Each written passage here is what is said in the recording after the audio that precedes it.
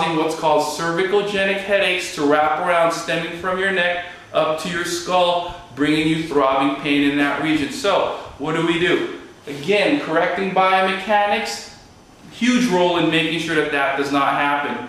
Steps we talked about with the cardiovascular system, bringing your neck back, shoulder blades back, allowing your body to have less compensation, pulling on the neck certain ways will create less of that biomechanical pain, less of your body trying to tell you, hey, something's wrong in that area, I need for you to take a look at it.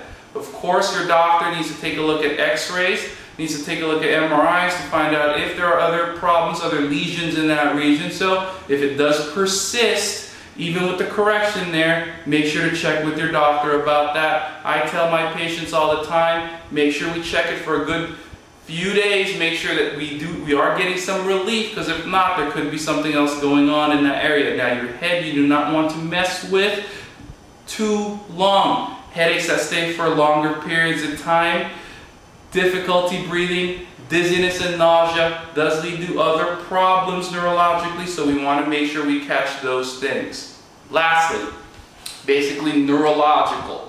That basically means that the nerves in that area have a lesion which is creating that nerve pain, the headaches.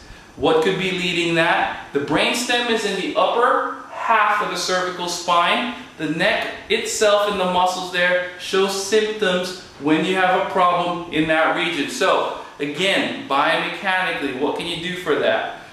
Standing back, making sure that you learn the translation move where you're moving that neck back, not extending it, but moving it back, allowing for your joints to settle back in place. When your neck is forward, you're shortening the muscles here, pinching on nerves.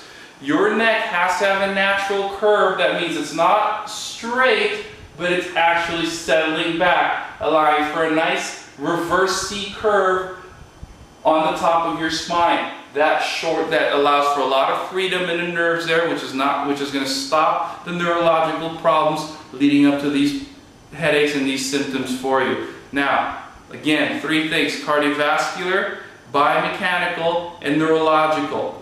All three of those can be happening as well, so we want to make sure, of course, that we catch these things as they get worse and we don't just sit and wait on them, taking that pill, ignoring the root of the problem. Number one way you can get rid of that is by correcting the position of your shoulders and your neck, making sure that they're not interfering with all three parts.